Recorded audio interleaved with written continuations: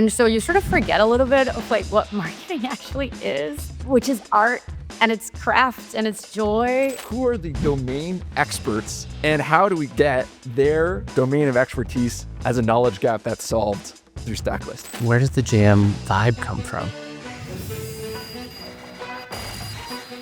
Hi. Hello. How are you? Doing good. How's the day? Good. Okay, tell me the truth. Can you hear me breathe? In my microphone.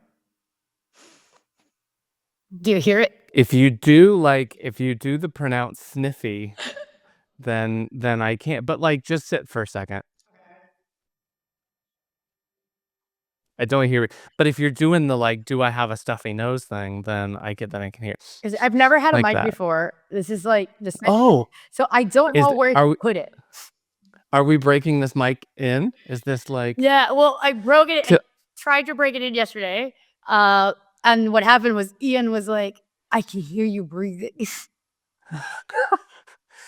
Wait, okay, so when Ian comes on, let's both like just sniff like every now and then and just see if he notices. How you doing? How's the day? Good. I told you it's my son's birthday. Like, I don't know. Oh, that's right. Happy birthday. You can send him a clip of me singing happy birthday to him. Amazing. And it's 2, is that right? 2 years. It's That's amazing. so fast. He's Yeah. almost ready for college. Yeah, I know. I've got a 4-year-old that's going on 14. What did he say the other day? We sat and played an Xbox racing game, and he was like, "Good race, bro." I was like, "Wait a second. Let's just don't let's don't get into that's you don't need to go around calling everyone bro." But it sounds funny when he says it, but like it's so funny. It just feels like he's getting so old. I stubbed my toe or like whatever it was. Something happened that caused me to say a swear word loudly. And he's in the stage where he's repeating everything, and I haven't had to think about this so much yet because he's been so little, right? Like I'm listening to songs that swear, and I'm swearing. Like I've never really thought about it. He's a baby.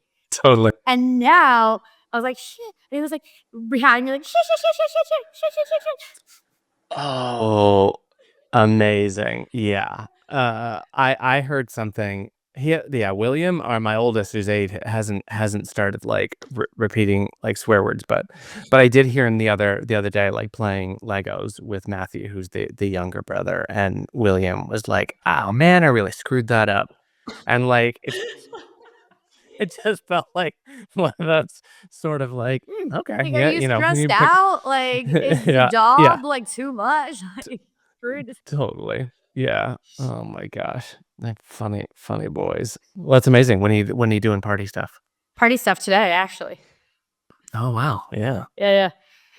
It's party. Party starts at 5. Nice. Oh. And it ends at 7. Oh yeah. We just had William turned 8, and we had 10 of his friends over. 3 boys and 7 girls. Wait, how many do you have? I keep on hearing there's like 2. 3 so far. Oh, okay. 2. Yeah, just 2. Yeah, 2. William's 8 and Matthew's 4. And so William had 10 friends over, and 3 boys and 7 girls, and God, the boys, like, oh my gosh, I just like every other poop joke, and you know what I mean? And they're all in every single kid's in PJs, and they're all like doing a move. They were watching The Wild Robot, and of course it felt like the boys were on the back row, and these two sweet girls, yeah, totally, all bro. And then like these 2 sweet girls would come in and go, "The boys are throwing popcorn," and I would go in there, listen, you know what I mean? I'm like, "No, listen, no popcorn, don't jump on the couch," and then of course about halfway through the movie they all go out to my son's room, and you can just hear him jumping off the second Oh no. the bunk bed, and I'm like, can we please don't jump off the bunk bed? You know what I mean? It just felt like and I of course like I'm an empath that sort of feels and hears and takes in all the signals from all the things, so I'm just sort of like, as everyone's leaving, my wife's like, "Okay, Let's just take a minute. Ian's in the waiting. Do you see Ian? He's telling me he's in the waiting room. Yeah, I don't know where Ian. Let's see if. Oh, there he is. It didn't give me a notification. Riverside. I gotta talk to you about that. Can't leave Ian in the waiting room. No worries, Kyle. Silly. Hi, Ian. Thanks for having me. Wait.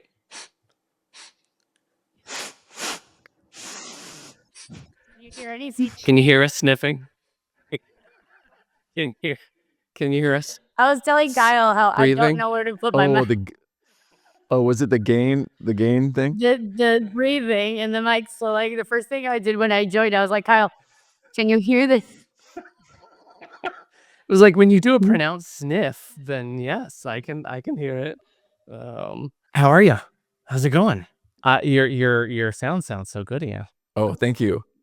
Well, let me know if you can hear me breathing too. I don't know if I also have these gain problems, but no, I'm good. I like yeah, right. Like Thursday is crunch time in the jam week, and so yeah.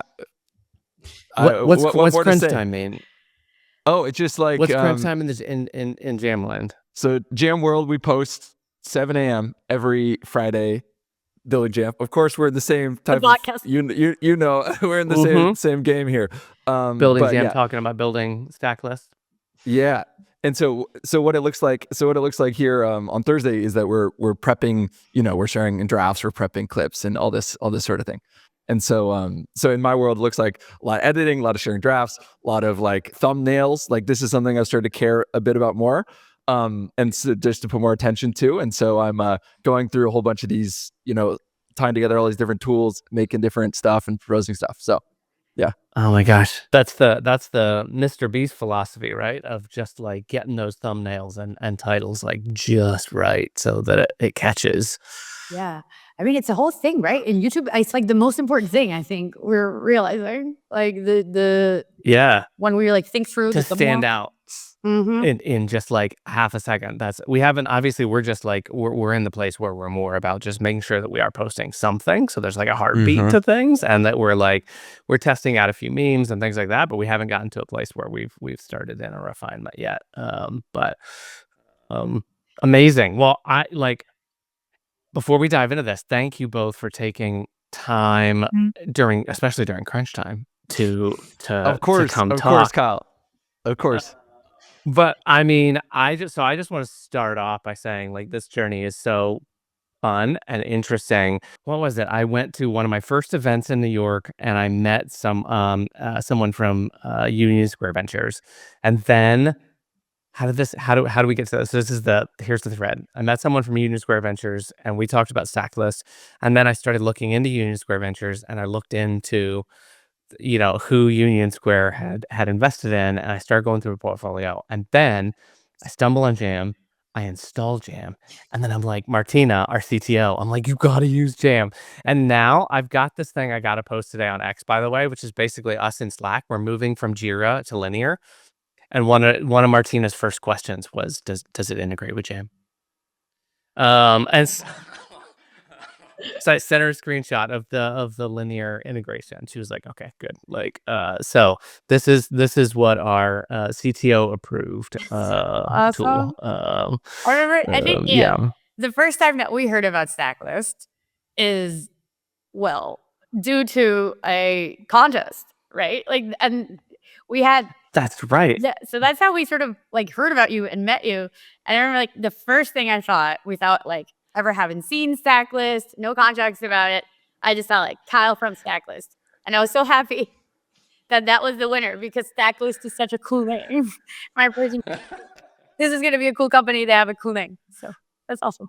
Amazing. Well, thank you. That's right. Though we actually first sort of interacted because Ian, you read my name to the public and said the winner, which was amazing. By the way, I got to go see Zuck give a talk, which was amazing. But I just love how it feels like our kind of both cultures and product and like the intersections are so interesting, even though you all are sort of maybe let's say I'm in we're in like 6th or 7th grade, and you guys are in high school and are playing like the varsity sports, and we're like, oh my gosh. But it's just so cool to see like the evolution and to hear the stories, and but to also really interact with you all, because I just love, you know, the culture and the vibe that Jam has. I would love to know y'all's POV on from a Jam perspective. Like how and where does the Jam vibe come from? Honestly, I think like if you my real honest answer, I think it comes a lot from the Jam founders. Like that's where I think like the vibes start, right? And their personalities really sort of influence the startup and what we want to do and how we are. So like that's the biggest place. And then like, marketing. Yeah. No, but I'm not even talking from a marketing, like there's a difference between like a company having a face that sort of seems fun, but really like you two both also. I mean, I know Danny's, because Danny's was the most fun episode to ever like record, because you can even see, even from like, even Danny sort of emulates and sort of brings forward even through the camera. Like it's one of those where most interviews that I've got on, we sort of talk like this and we go, oh, that's so interesting or whatever. But Danny's were just like cutting up, and you know what I mean? Like it just sort of, but you both, I think it's so different to have one person that sort of stands out in that way, but you both have such a great energy and a vibe that sort of continues to like build upon that, like that jamness, which is amazing. So I love it. And I'm interested to know how much like within the company from a remote perspective it kind of feels like that too. Yeah. What do you mean? Like just from like from an all, I on our podcast, we also, Danny and I talked about, like I told her she should go on Slack and say that she's mandating a return to office policy for everyone immediately. But like, but at that point there was no office. But like from a remote company perspective, like how do you keep kind of the energy and the vibe even internally from a remote perspective? Yeah. Well, I think one thing for me that was new with Jam versus being all remote versus before I was primarily in office, and with this, I think that our like how we're communicating on Slack and like all the just the expectations around the level of communication and the is different than I've experienced in the past. And so with that, it's like this like very, very proactive, very like everyone like chiming in is something that's been new to me. And it's something that I think really speaks to the cultural, like just what the norm is at Jam.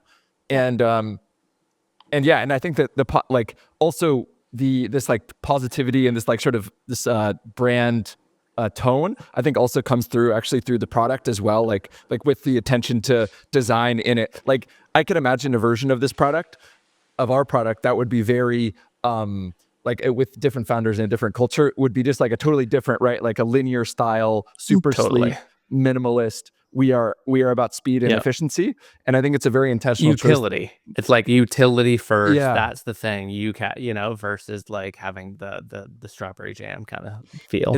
Exactly. And so I think that was that's a choice that is also reflected in the culture, but also comes through actually through the product as well. And it's cool to see that show itself in both places. Yeah. Nice. Yeah. I think there's What were you gonna say, Ma? things. Yeah, I was gonna say there's like a few things I've noticed that Jam does that I think work well for remote that I wasn't super used to. Like it's like a little different sort of little like idiosyncrasies. For example, like at Jam, nobody's gonna shy away from like just like huddling you. If it's like a 30-second thing, like, you know what, like I'm just gonna call you. And so it makes you feel a little bit closer because there's no like, Yeah. can you talk? Can we schedule a Zoom? Can we so you can just like, solve things right away. You can just huddle or like, for example, Danny, she loves to send like voice notes as feedback. I do too. It's so good to be able to just like, instead of typing it out in free form a little bit, you get that extra little context of like Yeah. emotion and other stuff. It's so good. Yeah, and like the tone of it and everything. It's like I think there's definitely like some drawbacks to remote work, which you have to consciously try to work around. And those are some of the ways that we do. And then when we have offsites, that definitely like you can definitely feel like those 3 or 4 days, like the boost and I always say like the boost in like work productivity is like, but the boost in like it's offsite. But like the boost is how much you understand the company, what's happening, everybody else around you is so amazing. Like really, it's so like that combination of like going to offsites, taking advantage, and then doing all those little things like Slack huddles. What is but I'd love to hear both of y'all's journeys from a jam perspective. Like when did you join, at what stage, and kind of what have you seen through the evolution? Yeah, and do you want to tell them? Well, yeah, I guess we both started about a year and a few months ago. And what's funny is that we actually started like within 2 days of each other. And this is That's amazing. yeah. And so while Ivana's job title is the founding marketer, I will let the record show that I was a day before Ivana. Started But, a day before me. Oh, yeah. No, but yeah. So we both started at Jam around the same time. There's like in the product and company story, like after we had like these tell-all signs of product market fit and like starting to grow, and it'd be like this is the time for more marketing just focus as a company. Like this is when we both joined. And for me, I actually heard about the job through the Lenny's podcast community Slack channel. And it was because wow. I was a big fan of Lenny's before. Like I still like, for me, I think it's my favorite product podcast and like the preeminent example of like what a great B2B podcast looks like. And so I was in that community when I saw this job post, and I think that was a early signal that we were going to be aligned in terms of what our sort of content visions were going to look like. And so for me, like I'd never been like my job title is creator, but beforehand I'd never been a creator. Like I was a product marketer before. And for me, what this looked like was I was making a lot of these demo videos of our tool before. I was looking back, it's still live, the How Choco Works, the video I made in the last role. And it's funny because I was I've made this transition between, I was like we did it in a scrappy way. I was the scrappy sort of internal narrator. So we didn't hire someone else to do it. I was like, I'm not paying someone to do a voiceover when I could do a damn good job myself. And so I did the voiceover for that, and that was the start of it. And I was like, oh, I was making all this stuff for the sales team, and I was like, oh, I like this thing. And so when I was in Berlin for this time, and then I decided I wanted to move back to the U.S. And so when I was looking for the next role, I saw this creator role at a startup. Like, what is this? And so that's what's really taking me down this sort of, like, for me in my career generally, like I see it as like a move towards this sort of like product educator type role and function. And that's the thing, that's what's really been exciting to me, is like learning these skills. Like all this editing has been new for me. Like before, I always came at it from a marketing side. I was briefing different people on the team about how we do stuff like this. But now it's like I find myself in the middle of it, right? Like learning how to actually do this skill set and try to do it well. So Well, you're doing it amazingly. And I will say, with the way that I see Jam sort of out and about, it's doing its job, and that it doesn't feel like marketing, because I think there's this, like, if you think about, when I think about someone that is like a founder-led company that maybe loves product and just sort of like talks about product features and sort of puts stuff out there, and then also there's the marketing, which is like trying to sell the sort of the benefits, and then that gray space in the middle, I think that's where, we're seeing so many more people living and breathing and sort of in that sort of, is what does this mean? It's blending the sort of culture and features and benefits, and being able to sort of communicate that also in an authentic way, and not in a, when I think about sort of old school advertising, right? Mad Men kind of, there's a poster and it's got a benefit. It sort of catches, you're going to, you're going to lose weight, or you're going to like whatever, versus like seeing the stuff that you guys do on showing the features and the funny stuff, and showing the product demo videos and things like that. It feels so authentic, that you can almost like, you just feel yourself using it, or what it's going to be like to sort of have it in your team. So I think thank you. the thing about like the Jam audience that kind of makes this easy, like not, I mean, it's not like easy, but I mean, it's just, it like makes so much sense, right? It's because the Jam audience is just like people building other products. right? So it's like, it's like we have so much to talk about, like with each other, you know? So it's like so easy to sort of like, make a video about this feature that we're launching or make this and then do it from this perspective of like, let me show you how we built it or the challenges that we came up against. And it's not like, because like what I mean to say is that for us, it's like a fun conversation to have or a fun video to make. And for the people, we hope, right? Like for the gem community, it's also just like interesting. Yeah. And at the same time, like obviously, right, like you're showing the product, you're letting them know what it can do, but you're doing it in this way that is just kind of more fun for everybody who likes to build software. Totally.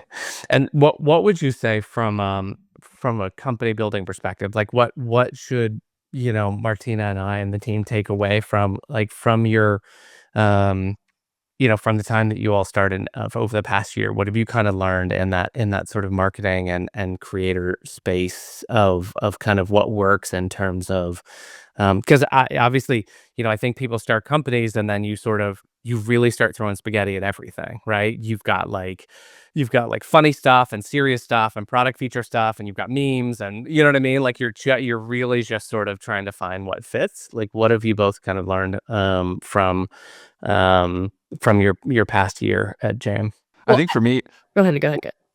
yeah, for me, what I've seen, I guess the first question to ask about the marketing and for me, like particularly the content that I'm making is like, what is the primary, what's the primary goal? Is this like supposed to be a primary like growth driver for the business, or is this supposed to be like, is this serving a different function? Like maybe this would be like, making your product feel like a well-wrapped gift, like when someone's in an onboarding email, right? And they're being welcome, right? That's a different audience. That's not like, me telling you and walking through all the features of Jam and telling you about everything new. Like that will be relevant for a different audience than you making you doing short form channels and like going 100% on that, and like basically making videos for people that don't know or aren't invested in your story.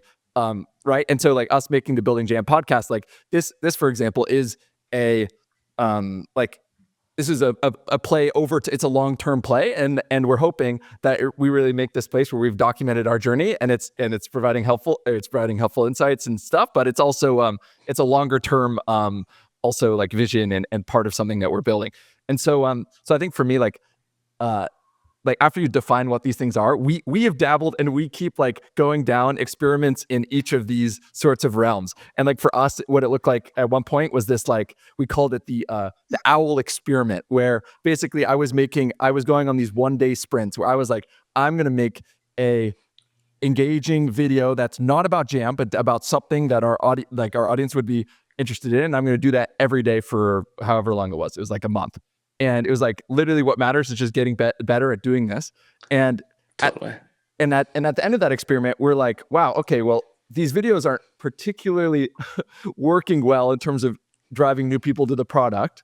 What if this effort was instead more focused on making all these things that we're doing, like all these focused on these other channels and other places? And so that was an example of a time where like us clarifying, like, I don't know, we've dabbled in having these different goals and different focuses as a team, but knowing where, like, how you primarily are playing into that. Like I could see for you all, like having clearly the ICP telling you how they're using Stacklist every day to organize restaurants, to organize all like their favorite books, like literally hearing from the ICP every single day feels like something that like is like could help you reach a larger audience. And then there's this other thing of like, oh, like, is this onboarding, like how are we building out the best and most inviting and great onboarding flow too, which is sort of a different goal of the content. Yeah. No, that's great.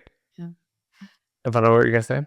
I think like the biggest thing that I've learned at Jam is gonna sound a little bit weird, but so I was thinking about it when you asked, and I was like, what am I gonna say? But like the truth of, I think the biggest thing I've learned like this past year is kind of like the definition that I used to have of marketing has changed, and what I think that marketing has changed. Because most of my experience marketing software has been like at sales-led companies.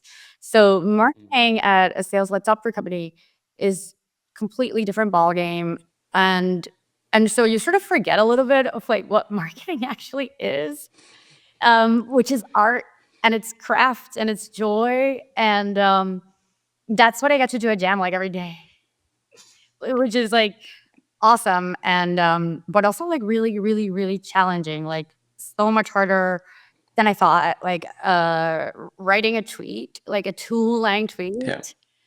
I could spend honestly like 2 hours going back and forth and rethinking it and just like trying to get it just right because it's art. And that's what I think marketing should be. Yeah.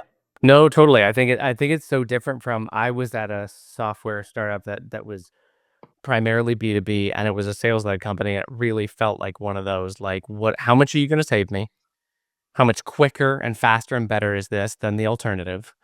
And if you can prove that and I trust you, I'll buy your thing. And so like everything is sort of so focused and tactical on that it becomes easy to just basically refine that message. So different to sit down and sort of write who are we Right. and what do we like And like why? and Why do what we and need this? Like why do we care? Oh, why do you care? Or where are we headed? And do you want to come along with the journey? Like it's you're crafting that sort of you almost imagine there's a jam story, like a jam movie, right? That you're sort of crafting like page by page every day, and you're writing that story, and everyone looks at each other every day and goes like, "What's next? What's the next line?" Like, and it's sort of like, "Do you know the line? Is this one? It's okay." Um, like and that's exactly like you and Stacklist. It's like the same thing. Right, I don't know. I mean, I just had this week is so different. We first started and I look back at the original pitch deck and it was a social bookmarking tool, right? So that was super useful to just save your stuff and maybe you can send it to a friend or whatever it is. And what I've come to realize so much over the past, like even 2 weeks and so many different good conversations with advisors and things like that is what's missing in the world is a more culturally relevant, modern Pinterest, but that is sort of the operating system for links in your life, but also just makes it easy to share your favorite stuff with other people. And that evolution of how you get there and has been less about yeah, it's iterating every day over every line as in the script and sort of like and thinking about it and scribbling it out and writing it again and whatever it is. And it's so weird to think about how you imagine even businesses in the past, like, but you write a business plan, right? And you go do that plan. Hey, and you have like you have sales led advertising. It's pretty straightforward. It's all sort of very It's like it's all very straightforward and direct. yeah, and but like also kind of like Mm. I mean, and there's some marketing teams that excel at this and they do it with joy and they make it into an art. But that I'm sure, like I mean, I think for example, Gong is really good at this. I admire them, but most of the time, like it's not even that effective. Like because it's like sort of you're based on like a lot of volume, a lot of sort of like measuring and tracking and seeing like, okay, if we get a 10% conversion rate, that means we need this many people to down this, and that. And so it's like, I think hard as a marketer in that position, and I'm sure like talented marketers can definitely go ahead and talk to users and find out and do some awesome marketing anyway. But you're far away from users in that situation. Yeah. And PLG, like Jam is product led, and so is Stacklist. You can just go sign up. And so that vibe is like, as a marketer, puts you in a position to just like be talking to people every day. And without you even realizing it, you're building community and it's not even on purpose. And you're coexisting in a very close space to the people who are using it, right? Which makes you better and more intuitive on how you can make it better and communicate to them versus, in my mind, if we just sit up and think up something really catchy or pithy and then put it out there and some people buy, you could say that's a success. But I think it's also, you can have companies that do that, but, for us, what we're finding interesting is when we talk to creators, we'll talk to a creator that has, 250,000 followers and say, "Hey, we'd love to build you out a profile and basically curate all your favorite stuff and put it on your profile. If we did that, would you switch your current LinkedIn profile?" And they're like, "Yeah, yeah, totally."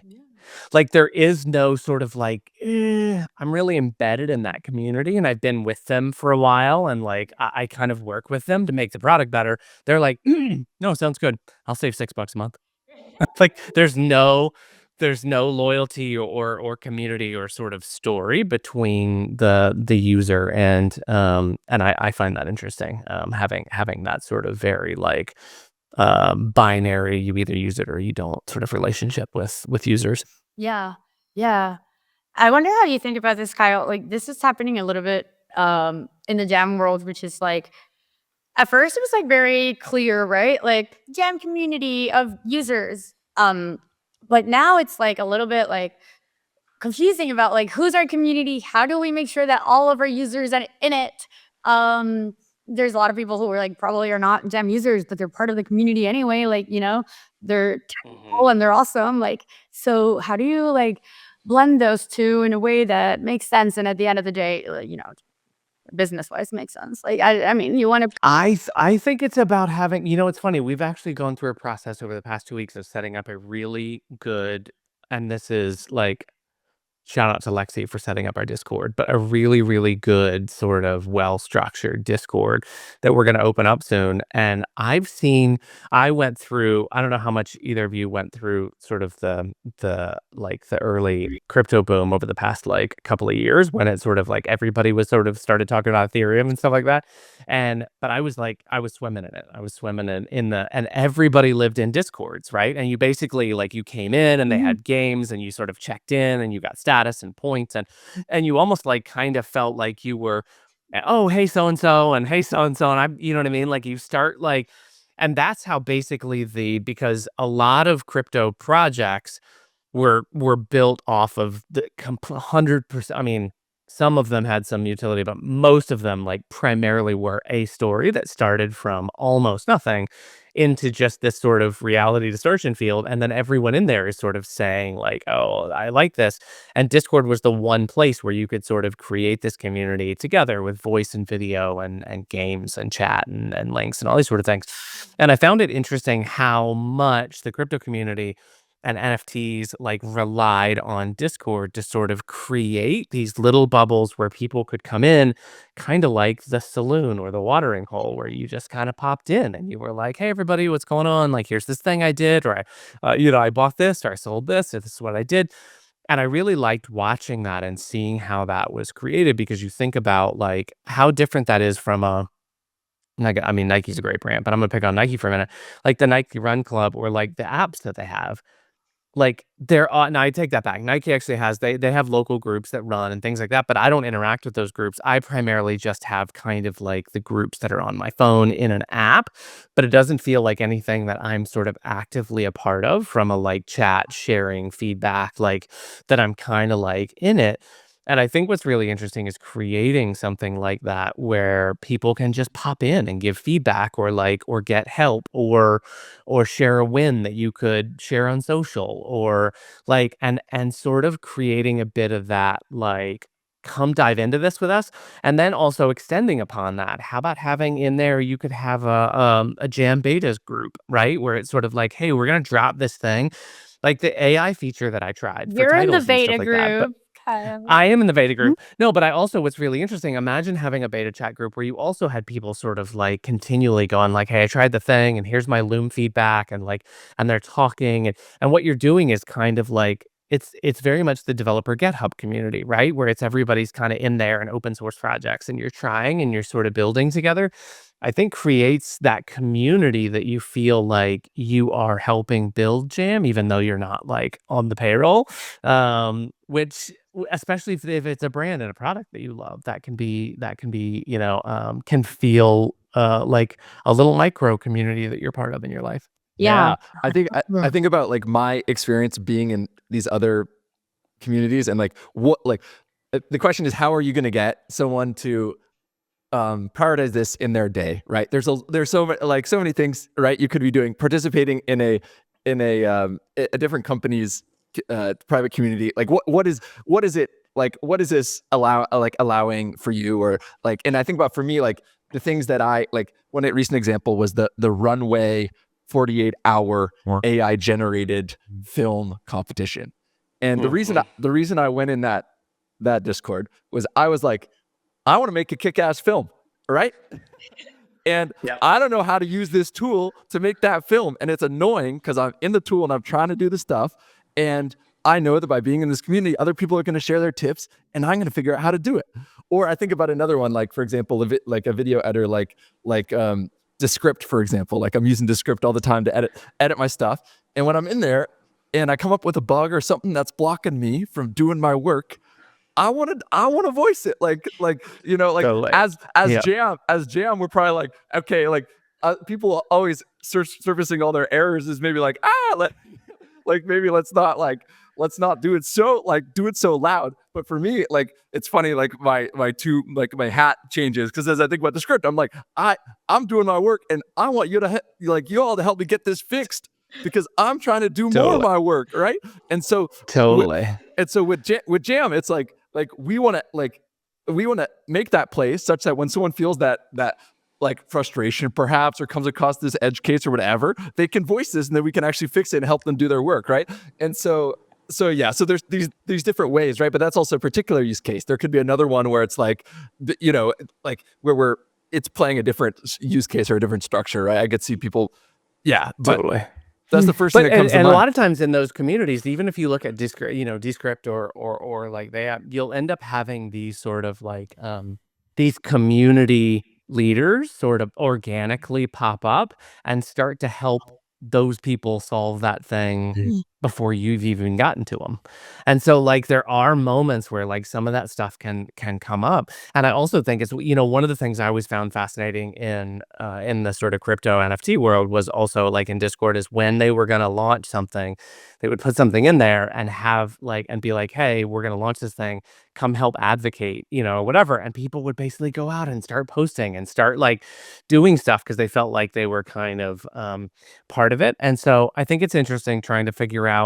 I think there are some people that wouldn't get in there, but I think it's interesting potentially trying to find a little beta group of like how interesting and interested like could people sort of come around? Not so much that like it's not gonna affect the bottom line. It's not gonna move more, but it would be one of those that are you creating a signal group, right? Where you're like, hey, we've got an idea. And you go to the signal group and be like, what do you think about this? And immediately, without going to run a formal user test with people you've never sort of, that you do it with people who sort of understand your journey and your intention and be like, hey, can I just get signal on this? And they're like, that's a good idea.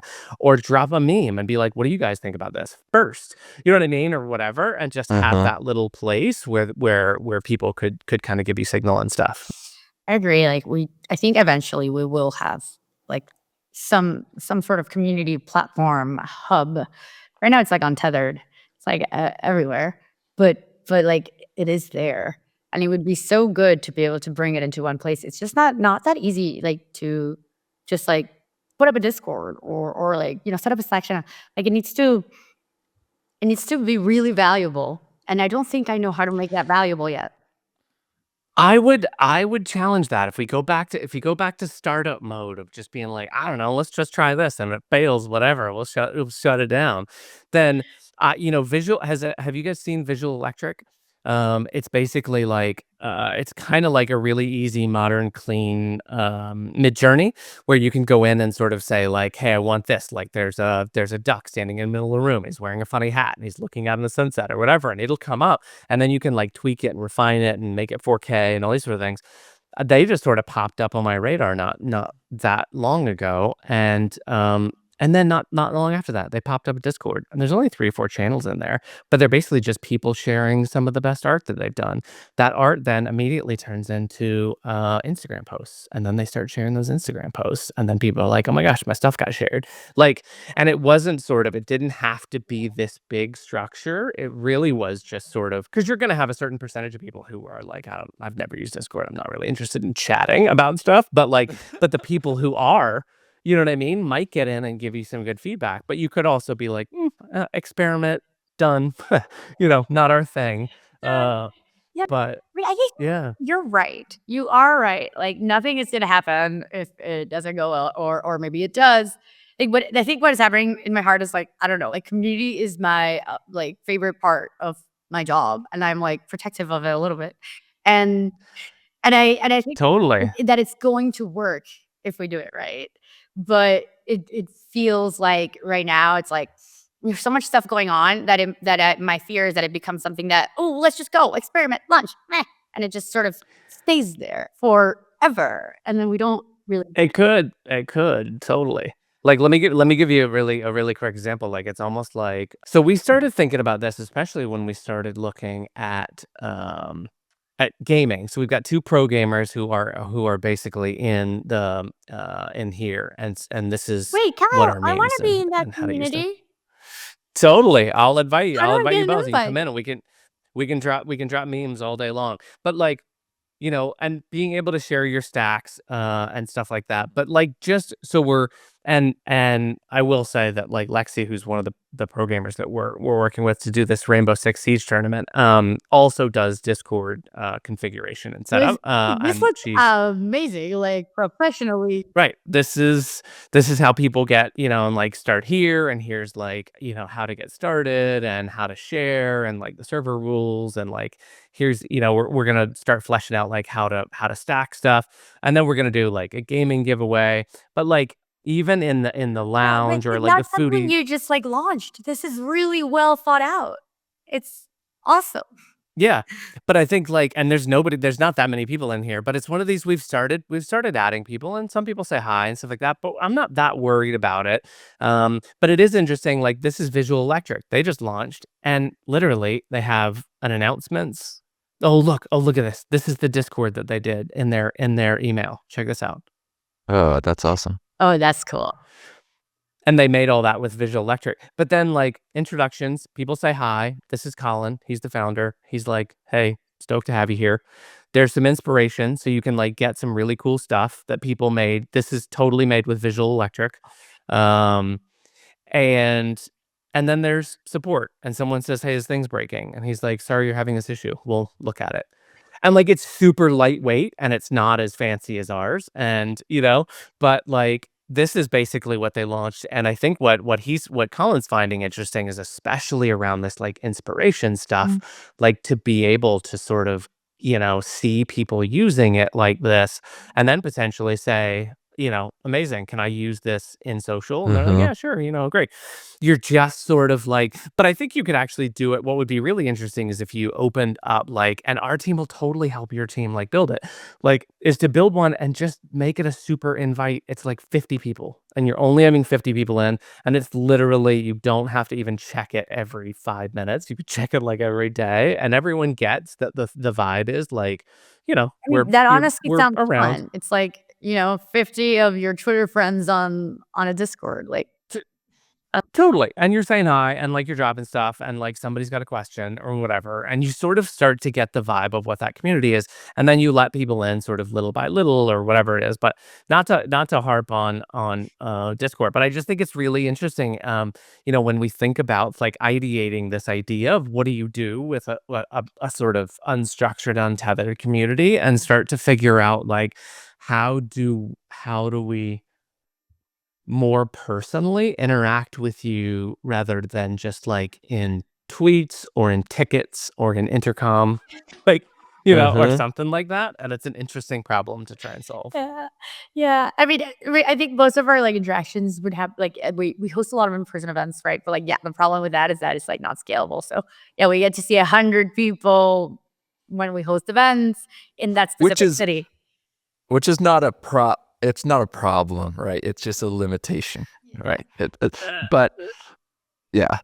Right. No, and I love going to the events, and I always prioritize it with when traveling, and the last one I love the AI one, and seeing stuff in real person and seeing everyone get together. I think what's really interesting is then, and I even think about like, how do you, beyond sort of Twitter responses and stuff like that, how does someone like me get more in with you all, especially around things like the beta features that are coming out, or like my experience doing it, or like oh, have you ever seen Story Prompt, by the way?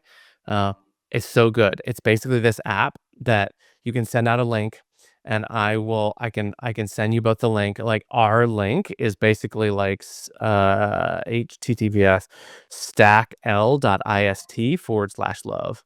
And so basically if you go to that, it's me talking for like 30 seconds and I'm like, hi, I would love it if you could just turn your phone like this and give me a 60-second testimonial about what you think about Stacklist. And so I send it out to people, and basically what I get back is people going, "Hey, my name's Kyle. This is what I do, and this is what I've been doing, and I really enjoy it." And I'll get those back, and then I'll fire off like a Starbucks card and be like, "Thanks." And now I've got this like 60-second video of someone saying like, "I love it. It's great," which is a cool, different way to sort of maybe interact with the community as well. I think that really speaks to just like how how much of a natural I think you are in just like doing community, because like it's not that easy to get people to take out their phone, record their faces, and send you a video. Like you must have, I don't know, built a really strong community, did some really good messaging. Like It's light. It's light right now, but I would say it's personal. It's one of those things that like we keep up with people. We have intercom, like we installed intercom almost immediately, and it probably seems like too much of an overhead for like for launching with a site that already has a fully fleshed out intercom. But I've enjoyed being able to like, we have this one person that came on who just started posting like an intercom. Like, this doesn't work and that doesn't work and whatever. Jack, if you're watching this, like I love you.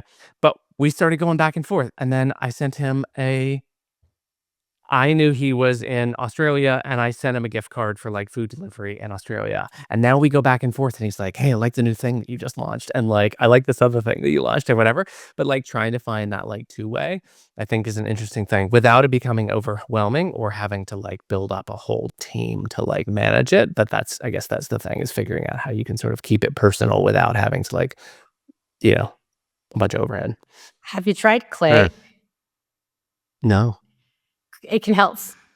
It's just Oh, really? Yeah, it's a really cool tool. It helps you manage relationships and with AI. Oh. So it's like a CRM, but like basically for like all your Twitters and LinkedIn's and emails. And so it'll tell you like, if somebody like sends you like a calendar invite and you're not sure like who they are, like you could even ask like, when was the last time I talked to them or whatever, and they'll say like, oh, you tweeted or you did this. So it's really helpful.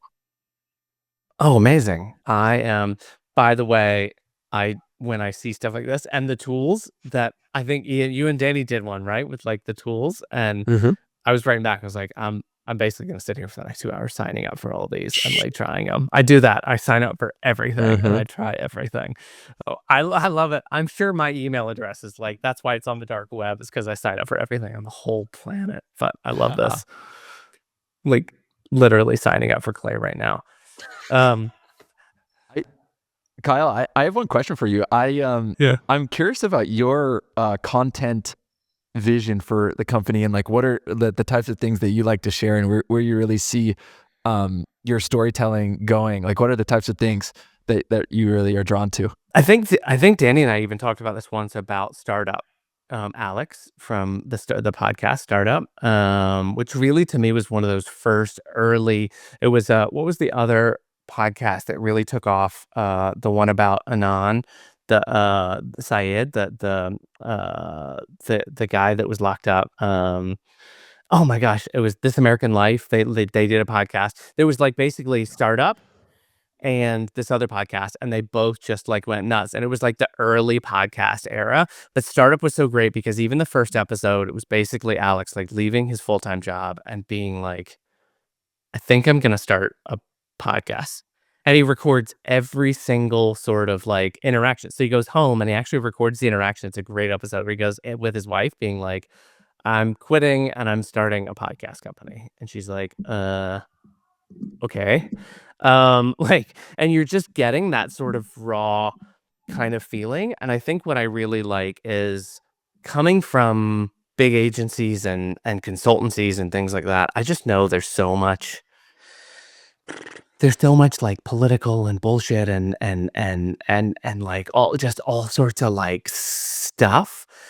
And I think what I love is when you rip all that stuff away and you get into being an entrepreneur and you're starting up a small company and you're being part of it, you get rid of all that stuff, and it's just like being a kid again when you're like playing with Legos or whatever. There is no like the hierarchy and the level and the politicals and and what does the partner think about this and like and there's just all these sort of things that you can literally do what you two have been doing, which is just experimenting, having your owl lab experiments, right? And not having someone go like, "Excuse me, what's he doing? And how much revenue is that driving?" You know what I mean? Or whatever. That it's like, no, no, no, no. Let's play and try and see and do, because that's like the lab is the only way that you end up innovating on stuff like that. And so for me, it's more about maybe just trying to get better at doing that kind of content really quickly and easily, hopefully to sort of share to people who, because I've been in this place for a long, long time where even as I did acting and improv, like in past lives, but I never got good at doing this, which was just like, here's me, and I'm just talking about it, and I'm not in my head worrying about like a script or what I'm saying or how, like having it be polished or whatever it is. And I think the transparency of the ups and the downs and like building something and like trying to build something, hopefully would help someone else who would potentially be like, I think I wanna try something, you know what I mean? Or I think I might wanna record myself, or I wanna document something, or I wanna build a company and see where it goes, and so hopefully the authenticity and the transparency, are the 2 things that end up coming through, the stuff we do from a content perspective. Cool. It did it did it.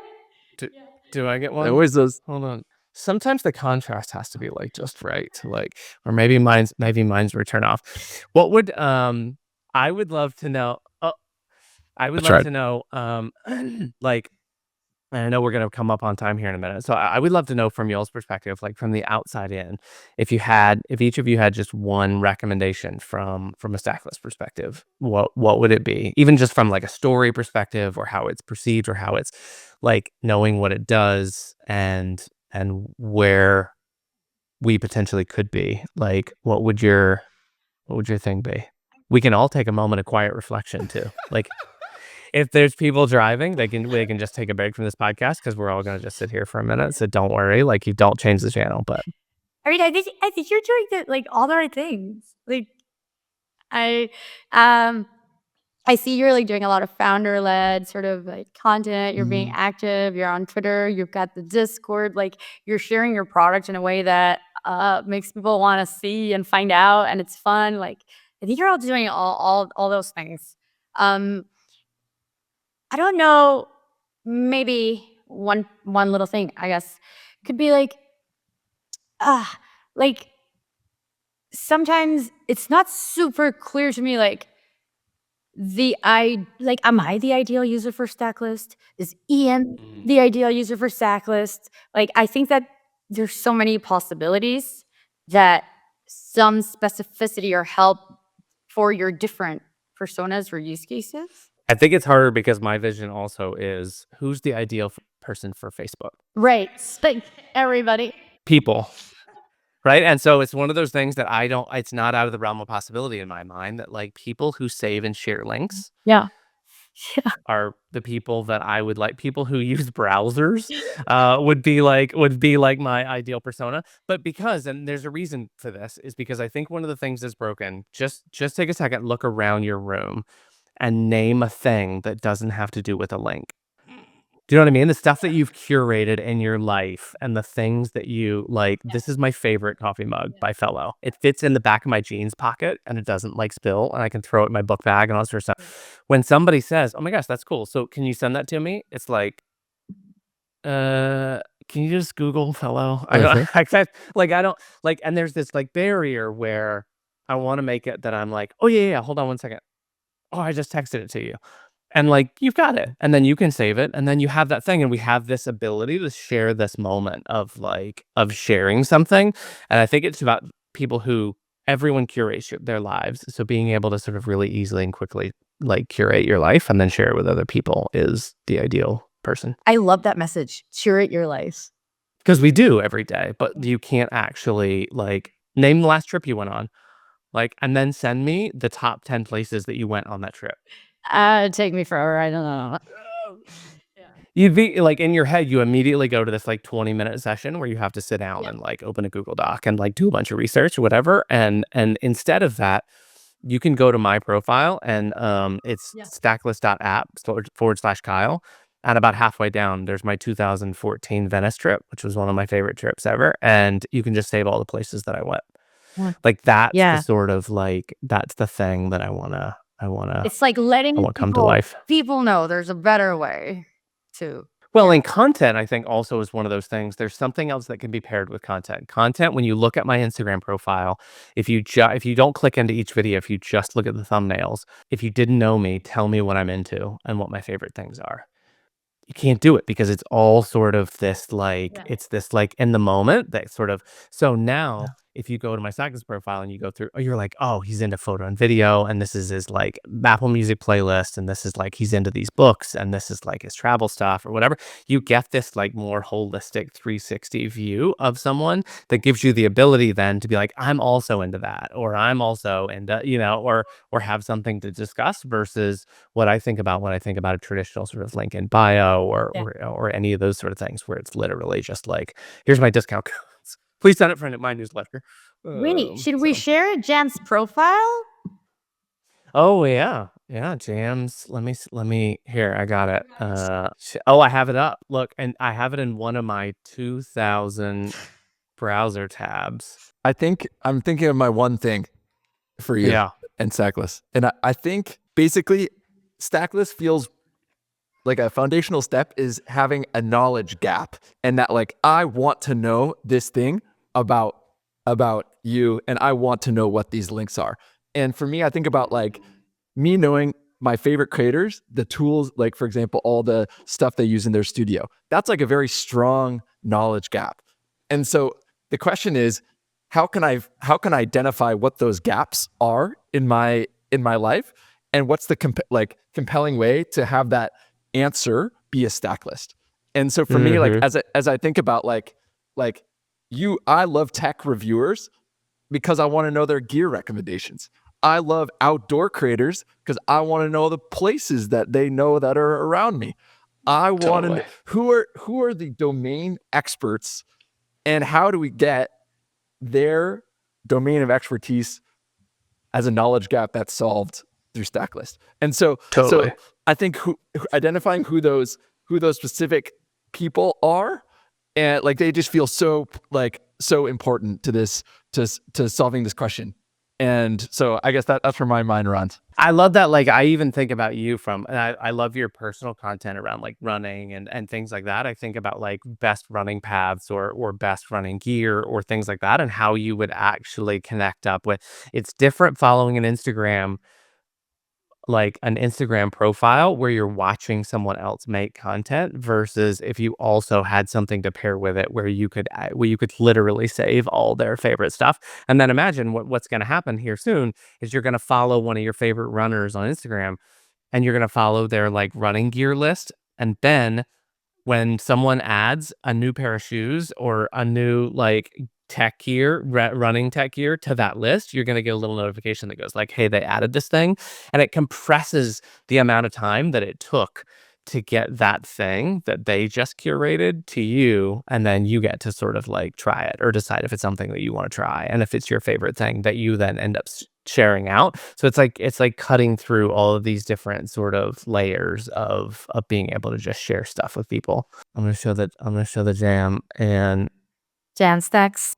And I love what you were just saying, even in like if you go to mine, and I have like a travel essentials and books and my New York favorites and stuff like that. I have a like photo and video gear. Like here's my, and this Leica Sofort is amazing, by the way. It's sitting over here on the shelf with me.